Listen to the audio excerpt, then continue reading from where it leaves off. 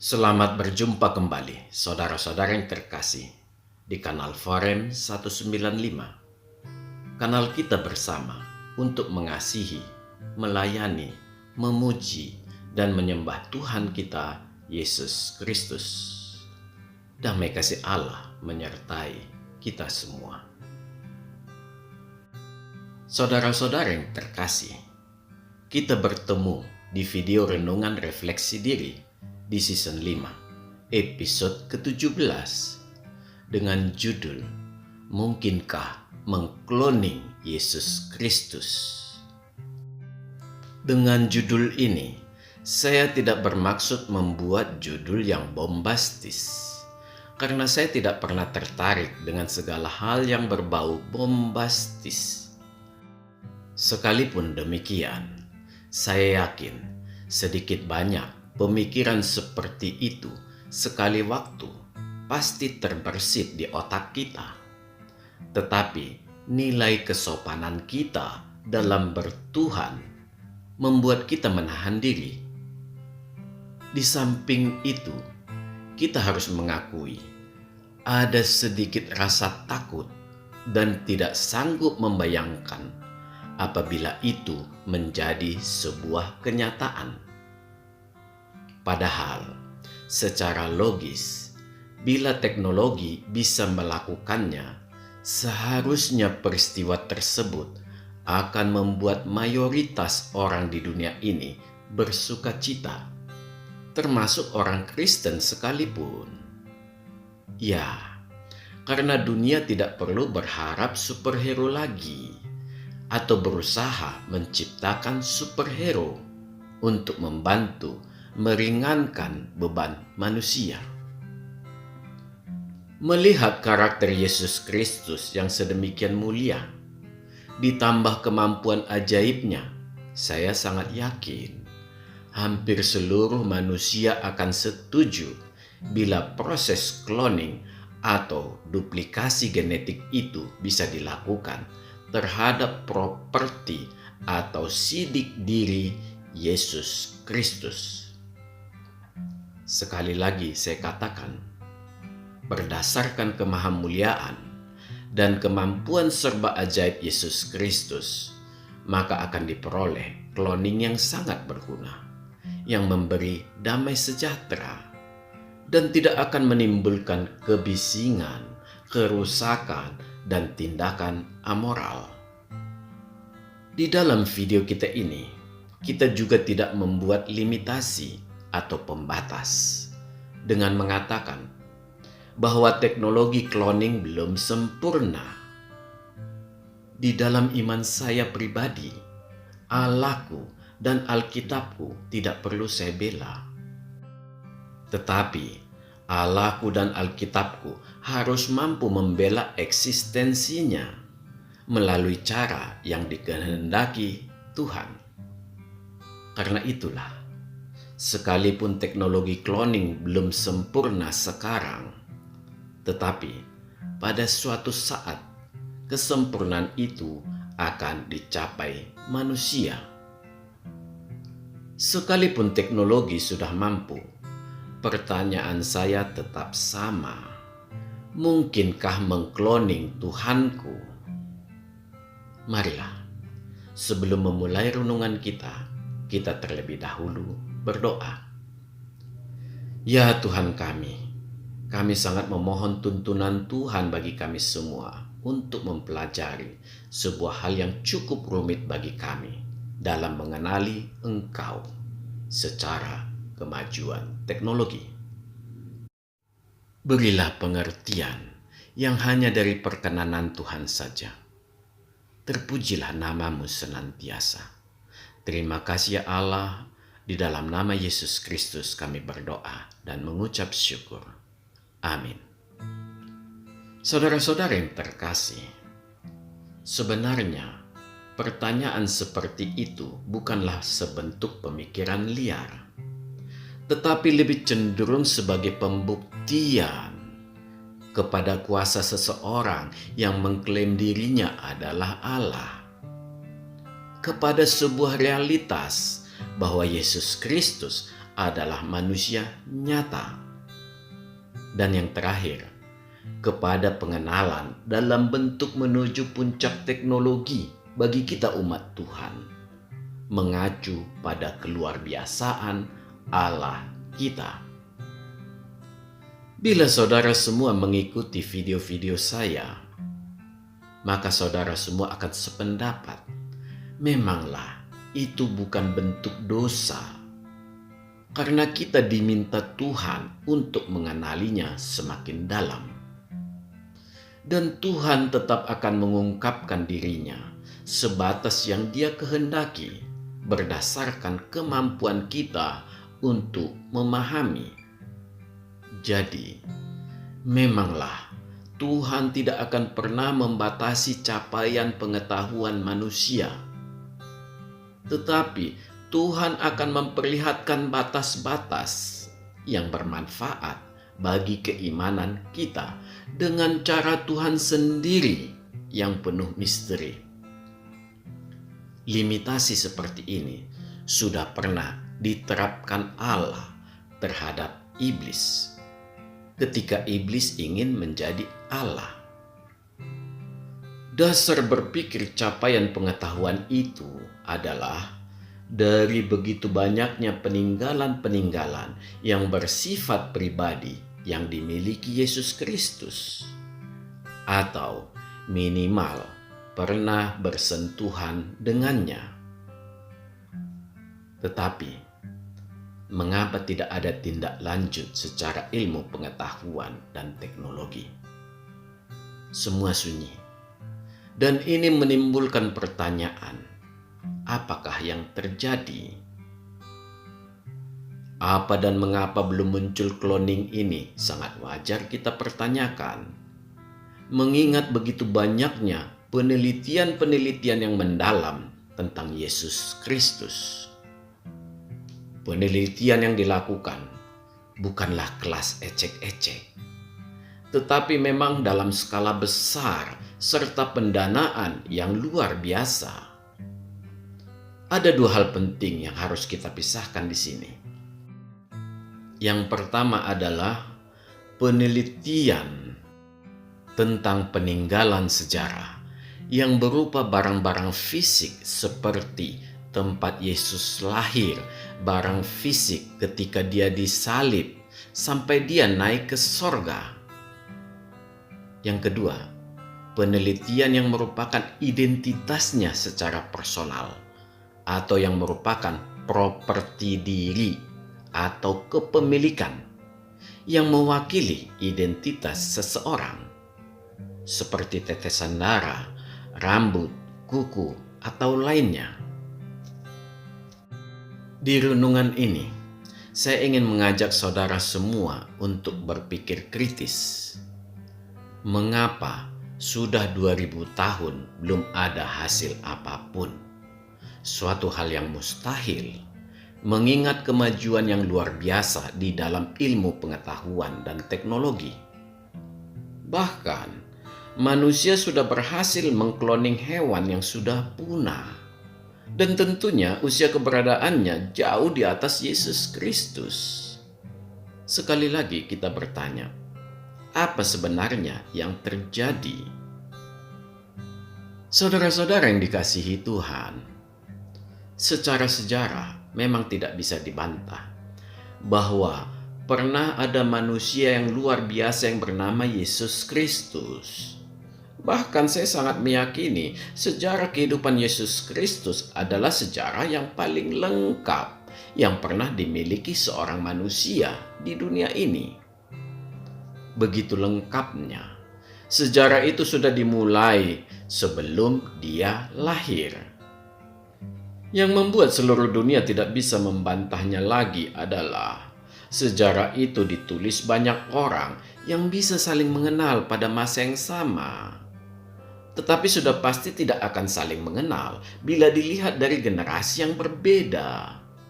Tetapi benang merahnya sama, yaitu kabar tentang seorang juru selamat. Ya, inilah biografi seseorang yang ditulis oleh banyak orang dari banyak sejarah dari banyak latar belakang dan dari banyak profesi. Sebuah biografi yang sedemikian lengkap, dari mulai manusia pertama jatuh ke dalam dosa, Adam, sampai manusia terakhir kelak sebagai saksi terjadinya nubuat kitab Wahyu, di mana Yesus Kristus menghakimi seluruh manusia. Sekaligus juga memperlihatkan seluruh leluhur Yesus Kristus sampai kediriannya, bahkan sampai segala yang diperbuatnya yang masih mampu diamati orang. Dari sisi biografi sangat jelas, memanglah manusia Yesus Kristus itu ada. Karena itulah hal yang sangat wajar bila Yesus Kristus memiliki jejak sejarah, baik secara kisah maupun fisik. Saudara-saudara yang dikasihi Tuhan, segala yang dilakukan Yesus Kristus juga sangat transparan, bagaikan kitab yang terbuka. Karena secara kehidupan manusiawinya, dia lebih banyak bersama orang banyak. Artinya, selalu bersama dengan manusia yang lain. Bahkan, ketika mulai melayani juga, dia selalu bersama-sama dengan murid-muridnya.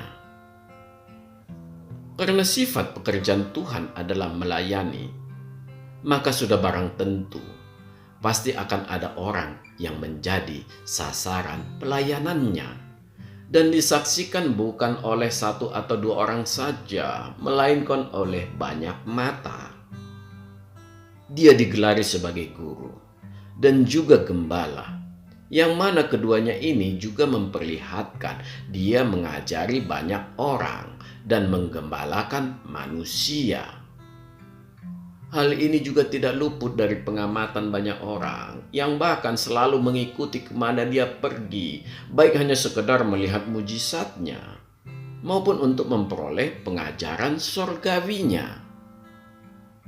Sebagai Allah, tidak terhitung peristiwa yang menghebohkan yang dilakukannya, baik yang dilakukannya di hadapan murid-muridnya atau bersama ribuan orang sekaligus, seperti menyembuhkan orang sakit, mengusir roh-roh jahat, membangkitkan orang mati, menenangkan badai, memberi makan ribuan orang, ditambah 3 peristiwa fenomenal yang berkaitan dengan kelahiran, kematian, dan kenaikannya ke sorga, yang diikuti begitu banyak keajaiban di dalam tatapan banyak orang. Semua peristiwa itu tercatat dan dicatat banyak orang.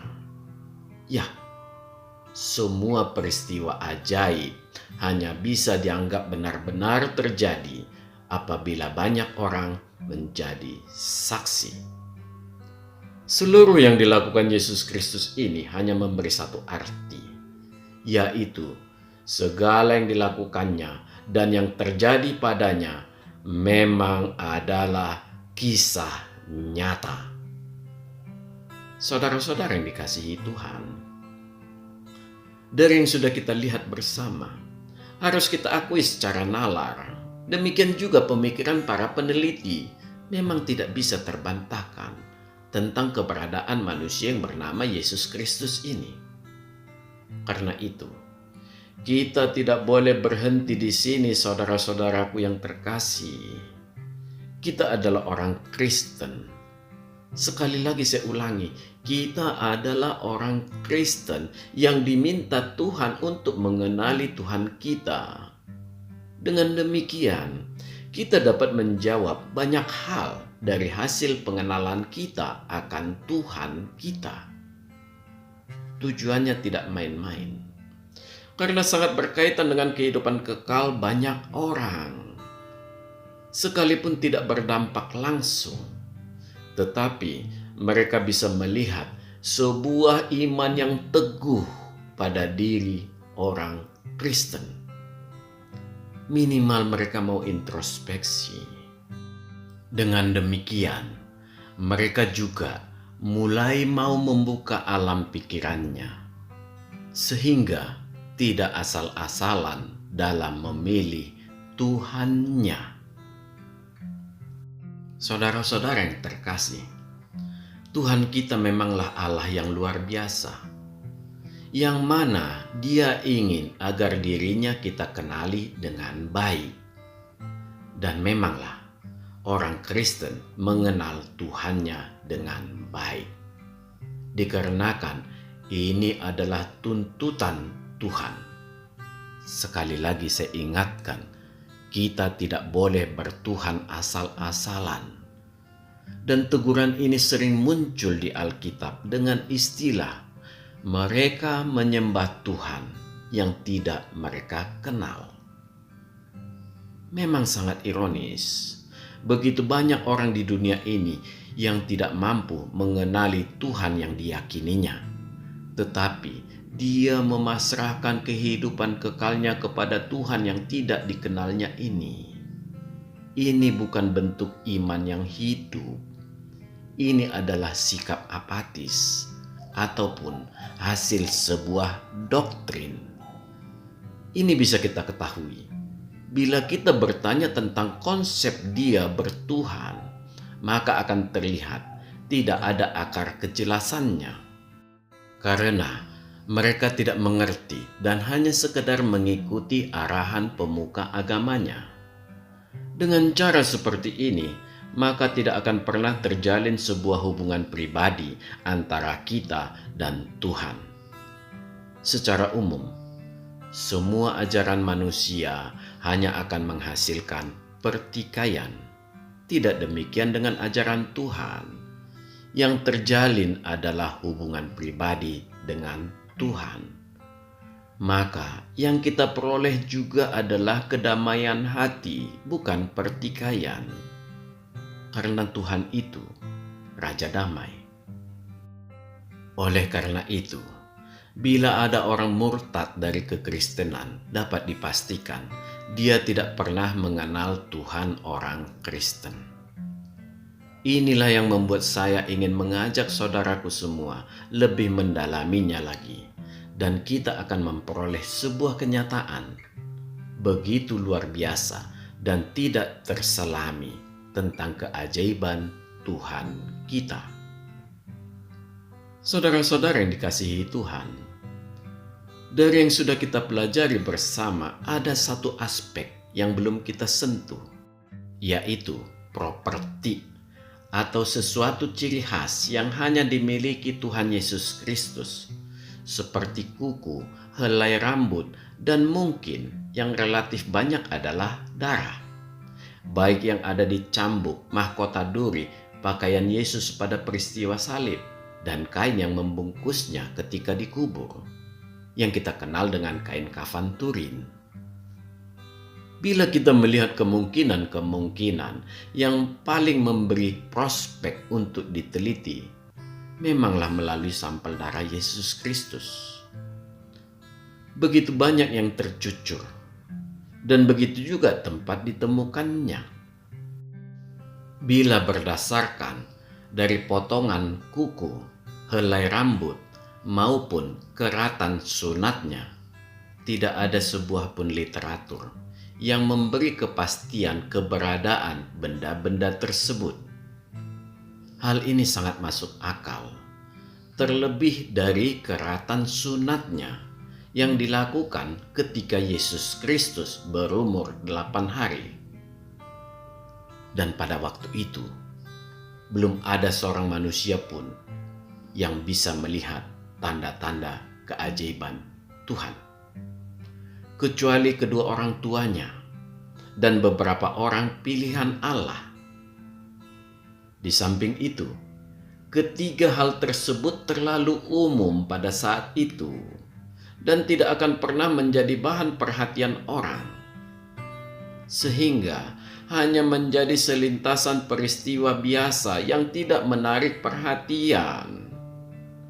Bila berdasarkan tempat, memang yang cukup valid hanyalah peninggalan darah Yesus Kristus yang ditemukan di kain kafan Turin, yaitu kain kafan yang dipakai untuk membungkus tubuh Yesus Kristus setelah meninggal. Dari sisi keilmuan, yang menjadi pertanyaan adalah seberapa valid sebuah sampel sehingga layak menjadi sebuah objek penelitian. Saudara-saudara yang dikasihi Tuhan, di dalam kasus ini kita menganggap bahwa kain kafan Turin adalah barang yang benar-benar dikenakan Tuhan ketika dikubur. Dan memang di sana diperoleh bercak darah. Setelah diteliti, memang darah tersebut adalah golongan AB positif, golongan darah yang cukup unik, yang bisa menerima seluruh jenis sel darah merah dari golongan manapun, sekaligus hanya bisa memberi sel darah putih ke seluruh golongan darah apapun. Ini terlihat seperti sebuah hal yang ajaib, bagaikan proses penebusan yang dilakukan Yesus Kristus. Sekalipun dosa kita merah seperti kirmizi, akan putih seperti salju. Tetapi bagi saya, ini bukanlah tipikal keajaiban Tuhan. Tuhan melakukan keajaiban di depan mata banyak orang. Bahkan kalau perlu, di depan mata iblis sekalipun. Tuhan tidak perlu membuat keajaiban seperti sebuah misteri konspirasi. Tidak. Tuhan kita bagaikan buku yang terbuka, yang bisa kita lihat dengan mata kepala langsung segala apa yang diperbuatnya. Memang dia guru yang luar biasa. Dia memberi contoh secara liputan pandang mata langsung. Hal lain yang cukup menghebohkan para ahli, yaitu pengkaitan golongan darah Bunda Maria dengan Yesus Kristus, yang menimbulkan banyak pemikiran liar. Banyak anggapan tentang golongan darah Maria. Ada yang menyebut O, ada juga yang menyebutkan B, dan ada juga yang mengatakan OB. Yang pasti, tidak ada yang mengatakan A. Padahal kita mengetahui golongan darah utama adalah A, B, AB, dan O. Memanglah golongan darah OB masih dimungkinkan ada. Karena setiap orang di dunia ini tidak pernah memiliki golongan darah yang benar-benar serupa. Kemungkinannya tidak terhingga. Sehingga memang sangat sah bila darah merupakan salah satu ciri genetik manusia yang tidak akan sama antara yang satu dengan yang lain. Golongan darah di kain kafan Turin yang dikatakan adalah darah Yesus Kristus adalah AB positif. Bila berdasarkan gen B, maka boleh dikatakan Yesus Kristus adalah putra Maria. Sekalipun Maria tidak memiliki gen A. Sebagian orang, bahkan banyak juga mereka adalah orang Kristen, mengatakan gen A berasal dari Roh Kudus. Sehingga dicocok-cocokin menjadi klop. Roh Kudus sebagai patron suami dan Maria sebagai istri. Peristiwa-peristiwa seperti ini banyak muncul. Dan harus kita akui, sangat banyak orang Kristen yang terpengaruh. Penjelasan tentang hubungan genetika antara Yesus Kristus dengan Bunda Maria sudah sering saya keluarkan di dalam video saya. Beberapa linknya saya cantumkan di kolom deskripsi. Secara sederhana saya gambarkan bagi saudaraku semua. Secara genetik, Yesus Kristus dan Bunda Maria tidak ada hubungannya. Benih firman Allah itu fully atau seluruhnya adalah ilahi dari sorga. Sekali lagi saya memohon maaf bagi Bunda Suci Maria.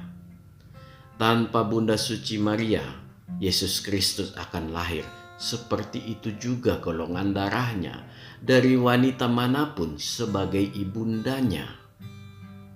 Bahkan sekalipun pada saat itu bila sudah ditemukan proses bayi tabung dan Yesus Kristus dilahirkan dengan proses tersebut, hasilnya akan sama golongan darahnya. Sekali lagi saya ulangi, dalam kasus inkarnasi Yesus Kristus, peran seorang ibunda hanya sebatas, saya mohon maaf dengan mengatakan ini, sebatas wadah untuk bertumbuhnya benih yang sudah lengkap, yaitu benih sorgawi. Bahkan selama Yesus Kristus di dalam kandungan, tidak pernah terjadi aliran darah Bunda Maria ke Yesus Kristus atau sebaliknya, sekalipun mereka dihubungkan dengan tali plasenta. Karena benih sorgawi itu adalah Tuhan, maka saya menyebut dengan nama golongan darah Tuhan. Jadi sangat jelas, bukan golongan darah AB positif. Saudara-saudara yang dikasihi Tuhan, begitu banyak sebenarnya waktu yang memungkinkan untuk dilakukan proses cloning Yesus Kristus. Sekalipun teknologinya belum sempurna, tetap sudah bisa dilakukan. Dan sampel darah yang dimiliki relatif banyak, sekalipun berasal hanya dari selembar kain kafan. Yang harus kita pikirkan adalah mengenai kain sampel ini harus dilakukan tracing atau pelacakan. Seketat apapun disimpan kain kafan Turin, tetapi kemampuan manusia dalam bernegosiasi akan tetap berpengaruh. Sebuah kenyataan yang tidak bisa kita pungkiri adalah yang mengkoleksi, yang menjaga, dan yang meregulasi tetaplah manusia. Seperti yang saya katakan, manusia adalah makhluk yang memiliki kemampuan bernegosiasi. Minimal ini dapat sebagai pintu masuk negosiasi dan memang terlihat dari beberapa kali dilakukan pameran atau menjadi objek penelitian. Bila kita melihat kesempatan dari sebuah peristiwa, memang banyak jalan yang bahkan sebelum masuk ke museum juga tetap ada kemungkinan sampel yang disebut dari Yesus Kristus itu bisa sampai ke tangan para saintis. Pertanyaannya tetap sama. Mengapa belum muncul cloning Yesus Kristus? Kalau sudah ada, mengapa belum diekspos? Apakah yang terjadi? Saya tidak mengetahui bagaimana perjalanan cambuk dan tombak tentara Romawi yang mendera dan menusuk tubuh Yesus sebelum lepas dari tangan mereka sebagai pemegang aset kaisar. Tetapi yang sudah pasti, cambuk dan tombak tersebut sudah bolak-balik dicuci oleh prajurit bersangkutan sebelum cambuk dan tombak tersebut memulai perjalanan sejarahnya dan mungkin berakhir di museum juga. Hal yang sama bisa kita bayangkan akan terjadi juga pada mahkota duri sampai terakhirnya masuk ke museum. Sekalipun ketiga aksesoris peristiwa salib ini dikabarkan memiliki keajaiban masing-masing dan diperebutkan tokoh dunia, saya tidak tertarik akan hal tersebut. Saya hanya berpikir perjalanan barang-barang tersebut sudah pasti memiliki perjalanan yang panjang dan melalui banyak perpindahan tangan, sebagaimana kain kafan Turin yang bahkan sempat terbakar di selang waktu ditemukan tahun 1300-an sebelum masuk museum 1500 tahun setelah peristiwa salib. Apa pesan saya di sini? Keotentikan. Perjalanan yang dialami setiap objek sudah terlalu banyak dan sudah penuh dengan distorsi pada sampel. Itu pun bila sampel adalah barang yang sama dengan yang dikenakan Yesus Kristus. Sekalipun diberi keajaiban sifat golongan darah AB positif, tetaplah saya harus mengatakan, itu bukan cara Tuhan mengenalkan dirinya. Saudara-saudara yang dikasihi Tuhan, bila kita melihat proses pemberian 10 perintah Allah, itu terjadi pada 2 kali peristiwa. Peristiwa yang pertama adalah Allah menulis langsung dengan jarinya pada 2 loh batu. Dan ini dihancurkan Musa dalam kemarahannya yang luar biasa, melihat bangsa Israel membuat anak lembu dari emas sebagai pengganti Allah. Peristiwa kedua adalah melalui pahatan Musa sendiri yang juga dibuat pada 2 loh batu. Kita juga bisa melihat perjalanan tabut perjanjian Allah yang begitu dahsyat, bahkan dianggap sebagai sebuah senjata pamungkas yang full nuklir. Alkitab hanya mencatat, terakhir tertulis keberadaannya di bait suci Salomo yang telah direnovasi Raja Yosia dan hilang ketika bait Allah dihancurkan Raja Babel di awal abad ke-6. Tepatnya berkisar tahun 586 sebelum Masehi.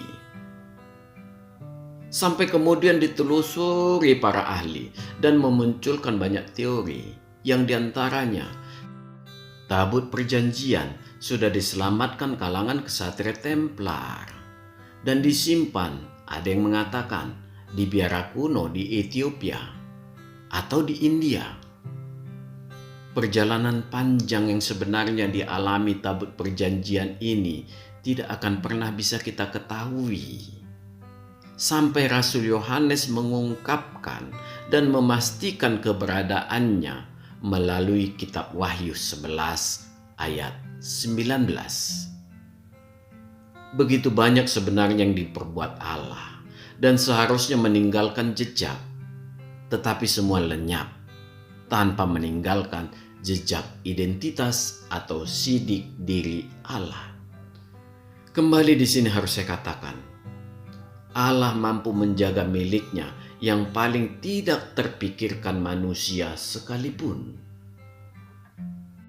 Saudara-saudara yang dikasihi Tuhan, demikian juga dengan Yesus Kristus yang sudah demikian banyak kita bahas di berbagai video mengenai keajaiban dan kuasanya. Di dalam pandangan saya, semua hal kecil seperti itu tetap tidak akan diabaikan Tuhan. Kita tidak akan pernah menemukan jejak Tuhan di dunia ini berupa sidik diri Yesus Kristus. Kedirian Yesus Kristus 100% genetika sorga yang tidak akan bisa kita sidik terhadap semua yang Dia tinggalkan. Itu hal yang sangat sederhana bagi Tuhan. Artinya, barang peninggalannya tetap ada, tetapi identitas ilahi selalu bersifat ilahi. Kita hanya bisa melihat dengan mata ilahi kita. Karena tubuh Yesus Kristus 100% ilahi sorgawi, maka kita juga tidak akan pernah dapat menemukan sidik dirinya. Inilah maksud Tuhan. Kita memang dimintanya untuk dikenali secara manusia, agar dengan perbuatan kita ini, kita bisa melihat bahwa Dia adalah Tuhan. Sebagaimana firman Tuhan di Yeremia 3 ayat 16 tentang tabut perjanjian Tuhan, bahwa barang-barang Tuhan akan dilupakan orang dan tidak akan dibicarakan lagi. Ini terjadi di rentang waktu yang lama, memang terlupakan. Di zaman modern baru dicari. Seiring dengan meningkatnya pemahaman kita pada Yesus Kristus, dengan mengenal Dia adalah Tuhan, maka kita menjadi paham tidak ada gunanya lagi meneliti Tuhan tanpa memahami keilahiannya. Saudara-saudara yang terkasih, dari semua yang kita pelajari hari ini, dengan melihat peristiwa-peristiwa besar yang dilakukan Allah, memperlihatkan semuanya tidak meninggalkan jejak diri Allah. Sekalipun begitu banyaknya yang dilakukan Allah, kembali harus saya katakan, semuanya tidak meninggalkan jejak diri Allah. Dan bila kita memiliki kesempatan mengkloning melalui peninggalan darah, secara sains saya percaya itu perbuatan sia-sia. Karena sudah terjadi distorsi sampel. Juga dari melihat perjalanan sejarah panjang sampel, perpindahan tangan, terbakar, dan lain sebagainya, akan membuat seluruh sampel menjadi tidak valid. Itu pun apabila benar sampel tersebut pernah dipakai Tuhan. Jadi, saya sangat meyakini cloning tersebut akan sibuk mencari duit, pelesir, nonton film, dan lain-lain. Yang kesemuanya itu memperlihatkan dia di-cloning bukan dari sampel Tuhan. Dan sebenarnya sampel Tuhan itu tidak akan pernah kita peroleh. Hanya karya Tuhan yang bisa kita temukan dan rasakan. Saudara-saudara yang dikasihi Tuhan, dari video ini kita melihat ternyata Allah kita tidak membatasi keilahiannya, sekalipun firman-Nya menjadi manusia. Ini hanya mengandung satu arti. Dia manusia 100% dan ilahi 100%. Dengan kata lain, sekalipun Allah menjadi manusia, dia tidak bisa lepas dari kealahannya. Dengan kata yang lebih ekstrim, Allah tidak bisa berhenti sebagai Allah. Realitas memperlihatkan kepada kita bahwa Yesus Kristus adalah manusia nyata, sekaligus dia adalah Allah yang tidak terbatas. Konsekuensinya bagi kita juga selayaknya jangan membatasi diri kita dalam mengasihi, melayani, memuji, dan menyembah Tuhan kita, Yesus Kristus. Semua itu memperlihatkan bahwa kita memiliki hubungan pribadi dengannya. Keterbatasan kita dalam menyampaikan puja-puji kepadanya akan dirubah Tuhan dengan cara Tuhan menjadi tidak terbatas agar berkenan kepadanya. Sepanjang semua itu berangkat dari hati kita yang bersih. Oleh karena itu, bila engkau ingin mendesiskan kata sahabat kepadanya, sebutlah. Dan memang benar dia adalah sahabat setiamu, karena dia selalu setia pada janjinya. Bila engkau ingin menyampaikan lagu pujian padanya, lantunkanlah, karena dia mendengar nyanyian hatimu. Bila engkau ingin memainkan musik kepadanya, alunkanlah, karena dia juga memahami nada kasih melalui musikmu. Bila engkau ingin menggambar atau melukis wajah Tuhanmu, gambarlah sepenuh hatimu, yang mampu membangkitkan rasa kedekatanmu dengannya. Kesemuanya itu tidak akan membuatmu berdosa, karena engkau mempersembahkan yang terbaik dari seluruh talenta yang ada pada dirimu. Dan semua itu berasal dari Tuhan juga. Itulah ekspresi dirimu dalam mengasihi Dia dari sisi terdalam dirimu sendiri. Inilah yang disebut hubungan pribadi. Dan janganlah lupa, bila engkau ingin memanggilnya Tuhan, panggillah, karena Dia adalah Tuhanmu dan Allahmu.